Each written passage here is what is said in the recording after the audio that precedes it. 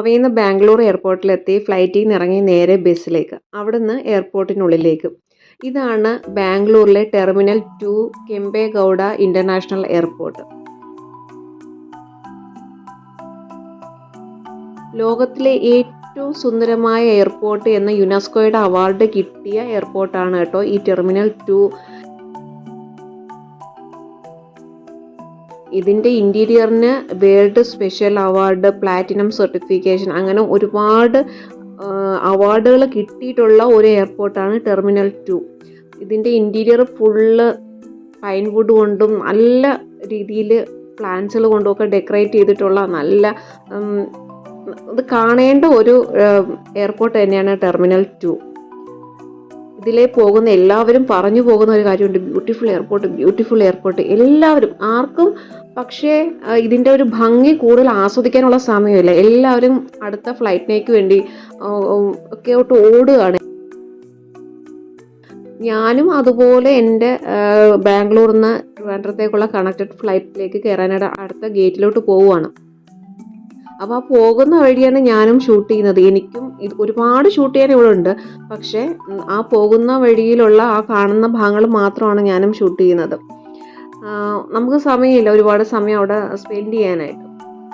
അപ്പോൾ ആദ്യം ഞാൻ കരുതി ഇവിടെ നിൽക്കുന്ന പ്ലാന്റ്സുകളൊക്കെ വെറും പ്ലാസ്റ്റിക്കിൻ്റെ ആയിരിക്കും, അതൊന്നും ജീവനുള്ളതല്ലാന്ന്. പക്ഷെ പിന്നീടാണ് അടുത്ത് വന്നപ്പോഴാണ് മനസ്സിലായത് ഇതെല്ലാം ലൈവ് പ്ലാന്റ്സ് ആണെന്നുള്ളത്. അതിൻ്റെ ഗാർഡനർ അവിടെ നിൽപ്പുണ്ട്.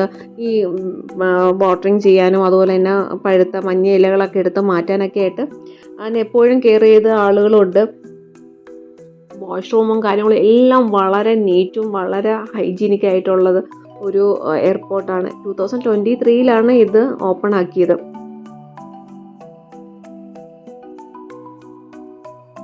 ഈ ഒരു എയർപോർട്ടിന് ടെർമിനൽ ഇൻ ഗാർഡൻ എന്ന വേറൊരു പേര് കൂടിയുണ്ട് കേട്ടോ. ടെർമിനൽ 2, ടെർമിനൽ ഇൻ ഗാർഡൻ, അങ്ങനെ 2 നെയിമുണ്ട്.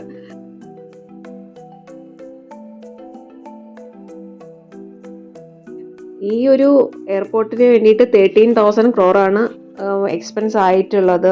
ഇതിൽ 24 ഗേറ്റ് ഉണ്ട്. അതിൽ ഒരു ഗേറ്റിലോട്ടാണ് എനിക്ക് പോകേണ്ടത്. ഞാനങ്ങനെ ഓടി അതിലെത്തിയപ്പോഴത്തേക്കും അവിടുന്ന് ഗേറ്റ് ഷിഫ്റ്റ് ചെയ്തു എന്ന് പറഞ്ഞു. അങ്ങനെ അടുത്ത ഫ്ലോറിലോട്ട് പോയി.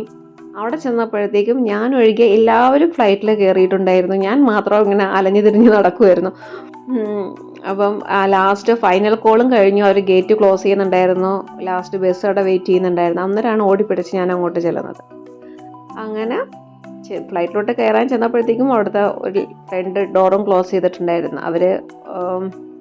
പിന്നെ അവസാന നിമിഷത്തിൽ ഓടിപ്പോയി കയറിയതാണ്. പിന്നെ എന്താ പറയുക, ഇതിൽ ബാംഗ്ലൂർ സ്ഥിരം വന്നു പോകുന്നവർക്കൊക്കെ അറിയാവുന്ന കാര്യമാണ്. പക്ഷേ ബാംഗ്ലൂരിൽ ഈ ഒരു ടെർമിനൽ 2 കാണാത്ത ഒരുപാട് പേരുണ്ട്.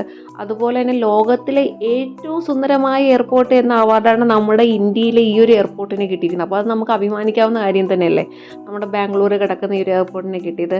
അപ്പം ഇതിൻ്റെ ഭംഗി എത്ര പറഞ്ഞാലും മനസ്സിലാവില്ല, അത് കണ്ട് ആസ്വദിക്കുക തന്നെ വേണം. കാണാത്തതായി ഒരുപാട് പേർക്കുണ്ട്. അവർക്ക് വേണ്ടിയിട്ട് ഈ വീഡിയോ ഞാൻ സമർപ്പിക്കുന്നു. നിങ്ങൾ കാണുക, എൻജോയ് ചെയ്യുക. അപ്പം നമുക്ക് നെക്സ്റ്റ് വീഡിയോയിൽ കാണാം. Okay, bye, take care.